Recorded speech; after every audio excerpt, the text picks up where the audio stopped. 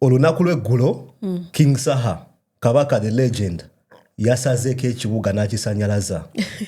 Enkumi n'enkumi z'abantu zakuŋŋaanye nga ziraba omuyimbi w'abantu. Lwaki muyita muyimbi w'abantu? Afiiringa ennaku y'abantu. Olunaku olwaleero tugenda kuyita mu events ezabaddewo olunaku lw'eggulo nga King Saha ajja mu tawuni, poliisi nejja n'eteekawo akavuyo. Can you imagine? Poliisi yaze n'eteekawo akavuyo mu bantu ababadde peaceful. N'eteekawo katemba ne destabilizing embeera. Chemuba mumanya mbalinze ku Lwokutaano naki? Mbalinze naki? Tiketi tuzirina ku mmotoka wano. Endala muzakisanga ku mulyango naki? Njagala mukeere mujje mu budde naki? Buli omu agenda kubeerawo gwe musuubira naki? Buli kyaliwo ng'agenda kubaawo naki? Ebikumi n'ebikumi by'abantu byazze okulaba King Saha ng'ayita mu kibuga. We yatuuse owakisekka ne kiyitirira.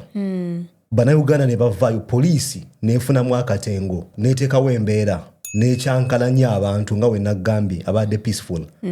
Naye mu address ya King Saha yakugambye ebigambo eby'enjawulo.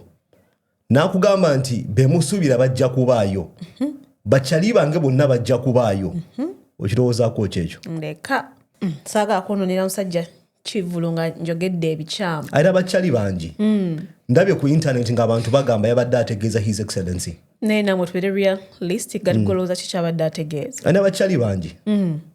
Naye mu bakyali be ffe kyaliwe ki gwe tulowooza? Yebeera ndowoozayo naye yakugambye bakyali bange bonna bajja kubaayo. Kansoke mpiseewo kano by the way abagala oteekawo embeera. His Excellency wagenda mu show ya King Saha si musango. Ono citizen w'eggwanga muna Uganda ngaffe assa oxygen afulumya carbon dioxide asasula emisolo mu ggwanga. So wasalawo n'agamba kangende neesayuseemu ngende ku show y'omuyimbi asinga mu ggwanga. Kozi njagala tu establishing kino King Saha ye muyimbi asinga mu ggwanga. Buli muntu yandiyagadde okukola ki okumulaba. So His Excellency oba yagala kumuyita Bobi Wine wasalawo n'agamba kangende nange neesanyuseemu muntu alina okurelievinga stress. Wagenda nalaba King Saha kijja mukakkanya ki omwoyo. Si kikyamu omuntu yenna okugenda mu show. Mpozi ngagala tugamba mulizi robot. Nedda. Of course Bobi Wine bwakira ku makya n'agamba yagakwataninga ekivulu kya King Saha. Kyetusuubira. Cause Bobi Wine ne King Saha babadde bwe bati babadde batambula wamu throughout. So bwaba nga Bobi Wine asobola okugenda ku kivulu kya Big Eye. I think temuli musitaani bwe tumulaba ng'agenze ku kivulu kyani kya King Saha. Nanti waliwo abagala oteekawo embeera. No, I think obuzibu abantu nze saga buyita buzibu naye ekintu ekigenda oleeta katemba ku concert eyo. Bobi Wine bwagamba agenda linnya ku stage. Atandika okuyimba. Kikyamu kansoke nkubuuze nga kweyongerayo. Omuyimbi wabeera ku stage n'alabayo omuwagizi n'amulonda n'amugamba owaye jangu ku stage okole ki? Jangu oyimbemu akayimba kange kamu koomanyi. Exactly. Ne Bobi Wine oba His Excellency oba kimukola kikyamu. Anti wulira Bobi Wine is Bobi Wine. Kati kyembadde ngamba nti Bobi Wine bwakeera ku makya. Todduka nnyo. Sokoddeyo lwaki odduka nnyo? Anti toyagala nkunnyonnyole. Oba mulonda kikyamu ki? King Saha wajja n'agamba nti owaaye ndabye omuyaayu oyo ali mu audience. Ayimba bulungi ennyimba zange. Nedda muwagizi azze kulaba show. Anti wulira. Namugamba jangu ku stage okole ki?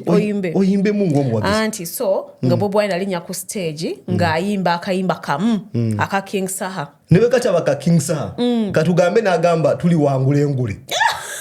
Kikyamu ki? Balonze omuntu mu stage at random. Sirigamba nti King Saha agenda kukola bino naye amashuming.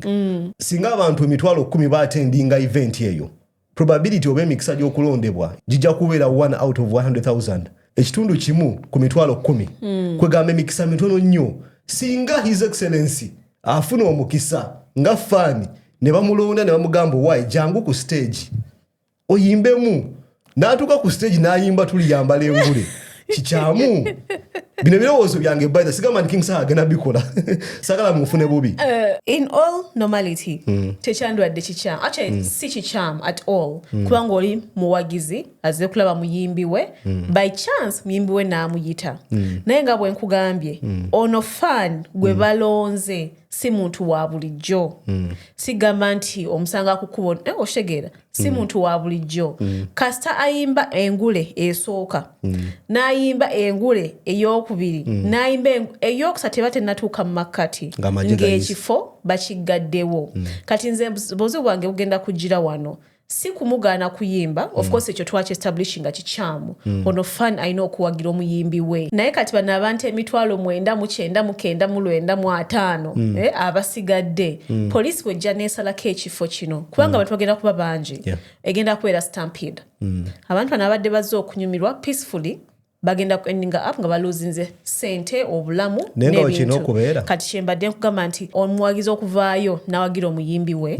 n'ayimba ku stage it's okay and it's allowed naye lwakubona omuwagizi si wa bulijjo buli wabeera abantu babeera n'essanyu ate nga tumanyi nti poliisi yagala abantu basanyufu so bagenda kukola ki kuyingirira abantu abo kugamba talina kuyimba talina kuwagira muyimbi we munnange bye byennaku nti tebamukiriza kuyimba tebamukiriza kuba mu ngalo tebamukiriza kuba nduulu ne wallahi singa King Saha akinkolera n'agamba kanondeyo omuwagizi n'azibiriza bw'ati at random ndi kyemfasayizinga kulonda muwagizi at random n'alondayo omuwagizi omu at random out of abagenda okujja nga we nkugambye probabilities ebeera chance naye bwetulabako amato tuyita mbuzi nedda kati abantu 10,000 bajja mu kifo omuyimbi n'asalawo n'alondayo omuntu omu out of 10,000 aba alonzeyo omuntu omu is a probability n'alondayo omuntu omu accidentally n'abeera his excellency president Bobi Wine okitegeera singa King Saha kikolera accidentally n'alonda Bobi Wine omukisa ne gugwa ku his excellency n'akuba kanemu kanabbiri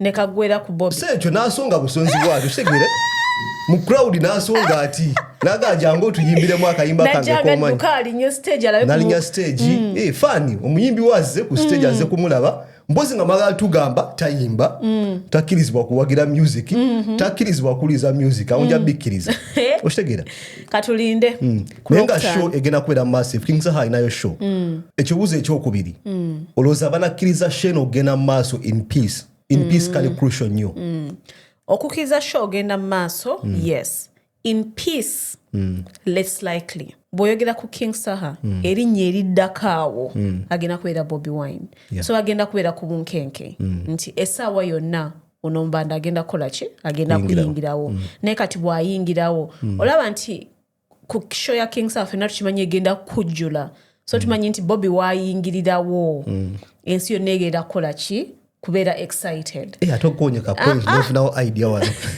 kasuka episode endowooza yange ojjukira Money Heist kimask kye bayambalanga singa omubanda yambala kimask ekyo ne ovulo ya red n'alumba stage okitegeera ng'ali mu mask ng'ambadde kimask ekyo kya Money Heist ne ovulo ya red ya NUP n'alumba stage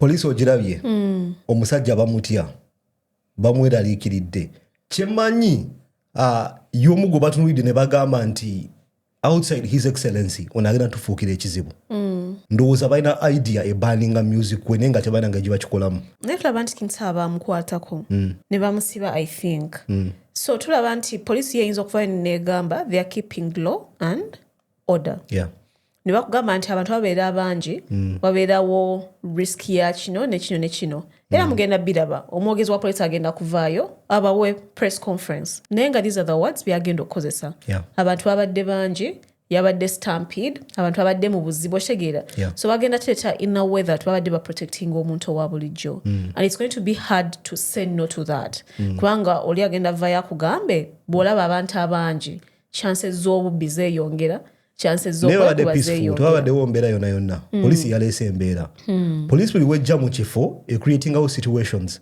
ezireetera abantu babakuba mu tear gas babalinyirira bavuga emmotoka ku speed obudongo obwo nnyinnyiri buteekawo embeera n'okutya obutya omanyi buli bwolaba poliisi otya n'oba tolina musango gw'ozizza buli bwolaba poliisi ofuna okutya so neeyo paniki yonnyini ereeta abantu okutandika okudduka abantu okwagala okwekweka so that alone causes commotion banyonya engeri gye babaningamu King Saha naye babuze kuzi number one tali mu politics ennyo sigamba nti yeesimbyewo yes akuba music naye music wenge jampackagingamu kizibu okuvayo n'ogamba nti ayogera ku kino nekino kugamba music alina engeri gyamuwandiikamu nga w'omulumba ojja baweerabisa ali protected music ampackaginze bulungi naye my worry is this nti yaddako ku list y'abayimbi gye bayinza oba nga bagenda banninga kyendowooza banyonya engeri yonna yonna gye bakikolamu ekyababuze katusabe baleme kugifuna